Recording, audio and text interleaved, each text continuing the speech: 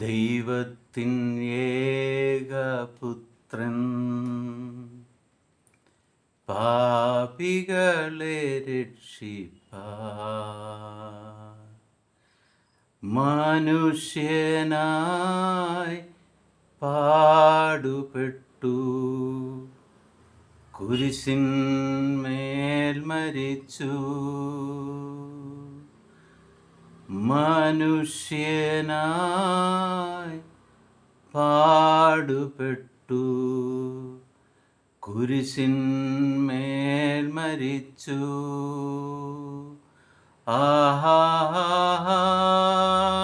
Hallelujah, hallelujah,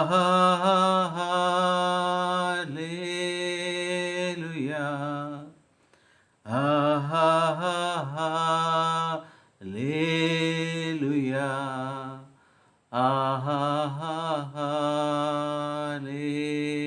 hallelujah,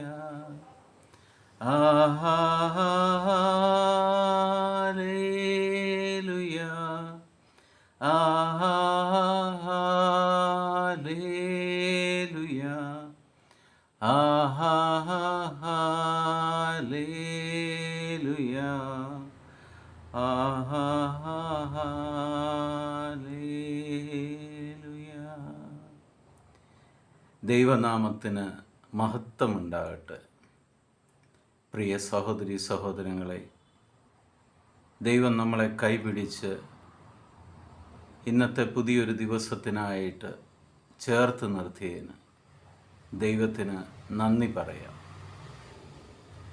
കഴിഞ്ഞ ഒരാഴ്ചയായി നോമ്പിലും ഉപവാസത്തിലും ദൈവത്തോടു കൂടി ആയിരുന്നതിന്, അങ്ങനെ ആയിരിക്കുവാൻ ദൈവം നമ്മളെ അനുവദിച്ചതിന് കോടാനുകോടി നന്ദി അർപ്പിച്ചുകൊണ്ട് ഇന്നത്തെ തിരുവചനത്തിലേക്ക് നമുക്ക് പ്രവേശിക്കാം. ഇന്ന് നമ്മൾ ശ്രവിക്കുന്ന തിരുവചന ഭാഗം ലൂക്കായുടെ സുവിശേഷം 4-ാം അധ്യായം 5 മുതൽ 9 വരെയുള്ള തിരുവചന ഭാഗമാണ്. പിന്നെ പിശാച് അവനെ ഒരു ഉയർന്ന സ്ഥലത്തേക്ക് കൊണ്ടുപോയി ഭൂമിയിലെ സകല രാജ്യങ്ങളും ക്ഷണനേരം കൊണ്ട് അവന് കാണിച്ചു കൊടുത്തു.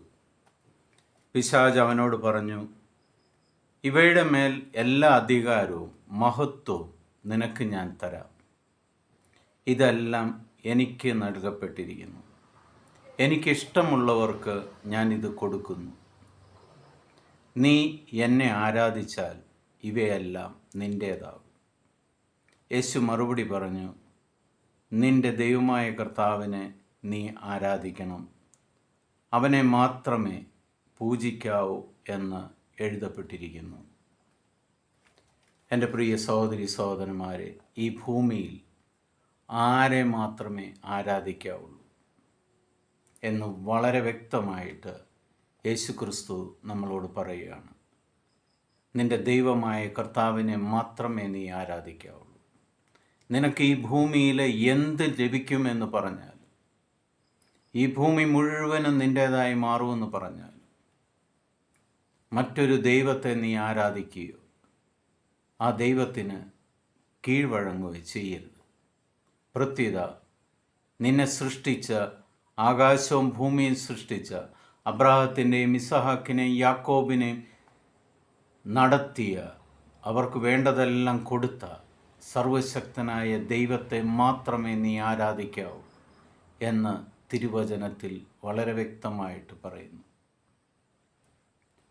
ലോകത്തിൻ്റെ ഏത് സുഖങ്ങൾ കിട്ടിയാലും ആ സുഖങ്ങൾ നിന്നെ വേട്ടയാടും, ആ സുഖങ്ങൾ നിന്നെ അടിമപ്പെടുത്തും, ആ സുഖങ്ങൾ നിന്നെ ദൈവത്തിൽ നിന്നും അകറ്റിമാറ്റും.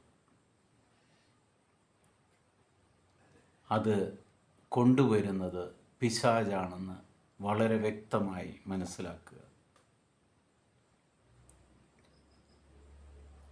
ഇന്നു മുതൽ നമ്മുടെ ദിവസം, നമ്മുടെ ഓരോ നിമിഷങ്ങളും ആത്മശോധന ചെയ്തുകൊണ്ട് ആ സർവശക്തനായ ദൈവത്തെ പൂർണ്ണ ഹൃദയത്തോടെ ആരാധിച്ചുകൊണ്ട് ആ ദൈവത്തോടൊപ്പം നമ്മൾക്ക് യാത്ര ചെയ്യാം. ആ ദൈവം നിങ്ങൾക്ക് വേണ്ടതെല്ലാം സമൃദ്ധമായിട്ട് തരട്ടെ. നിങ്ങളെ രക്ഷിക്കുവാൻ വേണ്ടിയ സ്വന്തം പുത്രനെ പോലും ബലി കഴിക്കുവാൻ, കുരിശിൽ യാഗമായി തരുവാൻ ആ പിതാവ് സന്നദ്ധനായി. ആ പിതാവിനെ, ആ സർവശക്തനായ ദൈവത്തെ, നിന്റെ അപ്പനെ അപ്പ എന്ന് വിളിച്ചുകൊണ്ട് നീ ഒരു നിമിഷം പിതാവേ, സ്വർഗത്തിനെതിരായും അങ്ങേക്കെതിരായും ഞാൻ തെറ്റ് ചെയ്തു എന്ന് പറഞ്ഞ് നിന്നെ തന്നെ എളിമപ്പെടുത്തി ആ കർത്താവിനെ നീ ആരാധിച്ചാൽ നിനക്ക് വേണ്ടതെല്ലാം കിട്ടും. ഈശോ അടിവരയിട്ട് പറയുകയാണ്, നിന്റെ ദൈവമായ കർത്താവിനെ മാത്രമേ നീ ആരാധിക്കാവൂ.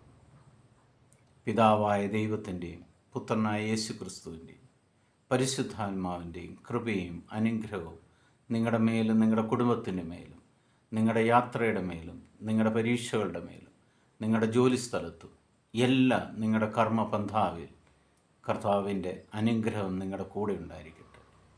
നിങ്ങൾക്കെതിരെയുള്ള എല്ലാ ദുഷ്ടശക്തികളെയും യേശു ക്രിസ്തു തകർത്തെറിയട്ടെ.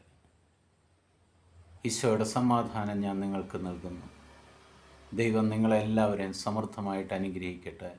ഈശോ മിശിഹായ്ക്ക് സ്തുതിയായിരിക്കട്ടെ.